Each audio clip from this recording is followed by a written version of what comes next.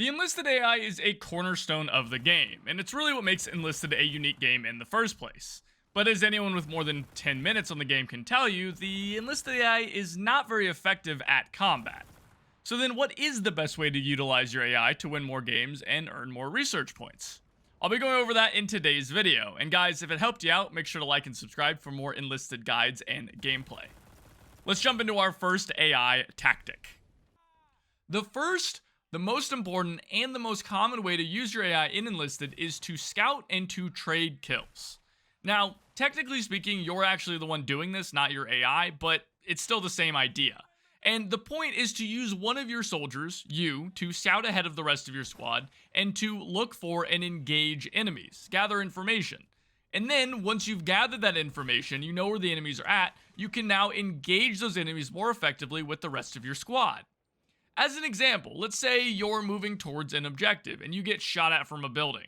Now that sucks and you lost a squad member, but now you know where that enemy is at and they don't know where your squad is at. This gives you a significant advantage over them.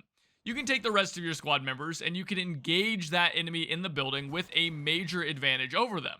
You could throw a grenade into the building, you could smoke it out, you could flank it, you could call artillery, you could tell the tanks in your team to fire HE into the building. There's any number of things you could do to take out this enemy. The point here is that you've used your previous life, your previous AI, to give yourself an advantage over your enemies.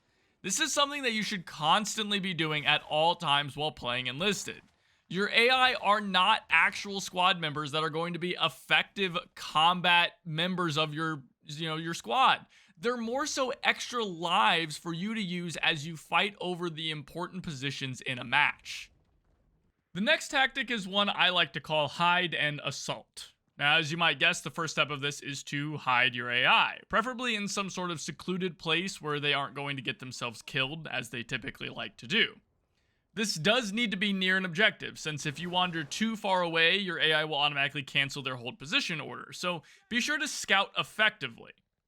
Once your AI are hidden, you want to use them one by one to assault into the enemy objective, taking out as many enemies as possible and giving you and your team a numerical advantage.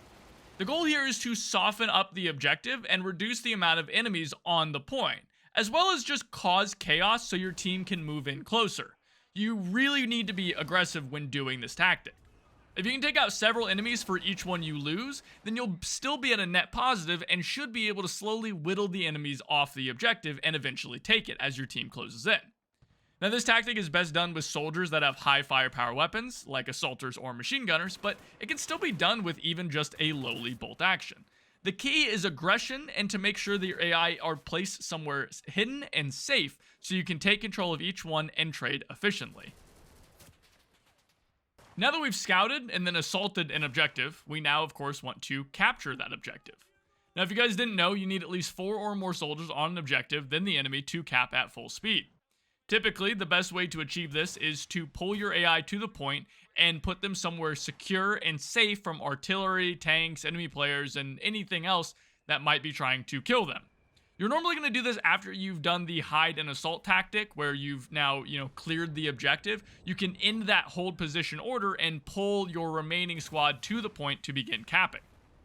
Now, once done and they're safe and secure, you yourself can push past the objective and into the enemy lines and engage the enemy counterattack, which will hopefully at least give you information and slow it down while your AI is able to cap the objective. And if you do end up dying, you can simply swap to your next AI and repeat the process. This tactic is especially good with rifleman squads since they have a 9-man squad and will really make it difficult for enemies to get rid of all of them. And you can really slow down a counterattack before it can really get into the objective and contest it.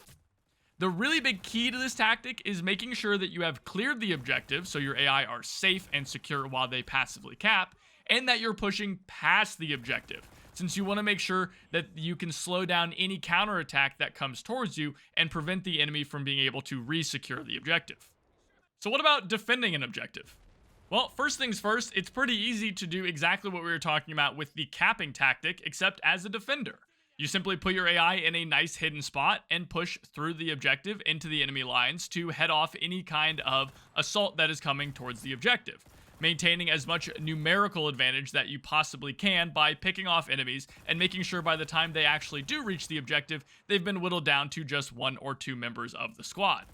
However, defenders have a big advantage when doing this tactic, because when you're defending, you can have your AI defend specifically the objective itself as opposed to just a spot within the objective. If you're not on the objective and you look at the objective, the big, say, A on the screen, then you can mark that position and your AI will defend the objective generically, as opposed to defending, again, a specific spot within the objective. Now, this is really important because if you defend a specific position, you cannot wander more than 40 meters away from it. And if you do, your AI will automatically cancel that order and close in to where you're at. However, if you defend an objective, you can go as far away from it as you want. You can go to the other side of the map if you want, which is a big advantage, meaning you can do a lot more scouting and a lot more damage because you're not tied to being so close to the objective. Now, you do need to be careful with this. If you wander too far away and you aren't paying attention, your AI could get swarmed and slaughtered very easily. So always try to keep an eye on the top, or the bottom left of your screen above the minimap where you can see the status of your AI. If you see them start to drop and start to die, then quickly switch to one of them on the objective and begin fighting on the point to defend them and the objective itself. And our last tip is to make sure to use your AI to build things.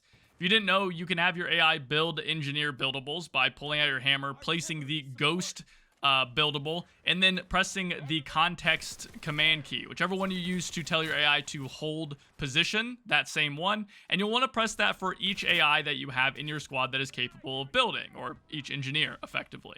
If you only do it once, only one engineer will be able to help, and so you'll want to really smash that button over and over again until all of your AI are helping you build. This could be a great way to build up defenses on an objective very, very quickly. You'll just want to place down each of those sandbags or barbed wire or whatever you want to be building, and then tell your AI to build them up, and voila, in a very short amount of time, you will have a nice defendable position. You can also use this while assaulting an enemy position, and it goes hand in hand with our first tip with scouting. You'll want to go and plop down a rally point and then have your AI start to build it. And while your AI are building it, you can move ahead of them and start to scout out enemy positions. This is especially good because you know that your team is going to be moving in from that rally point, and so you'll be able to start to clear the way for them and be able to start assaulting enemy positions and know where the enemies are at and already have them cleared out, which should make it a lot easier for your team and your AI to move in after you. And those are all of the tactics that I want to go over for this video. All these tactics are important to understand for Enlisted, and they're all ones that go hand in hand with one another. If you have any other tactics that I missed in this video and you wanted to share with other players, make sure to leave a comment down below, and while they're like and subscribe and join our community Discord. The links for all that is in the description below. But guys, without anything else, thank you so much for watching as always, and I'll see you next time. Take it easy.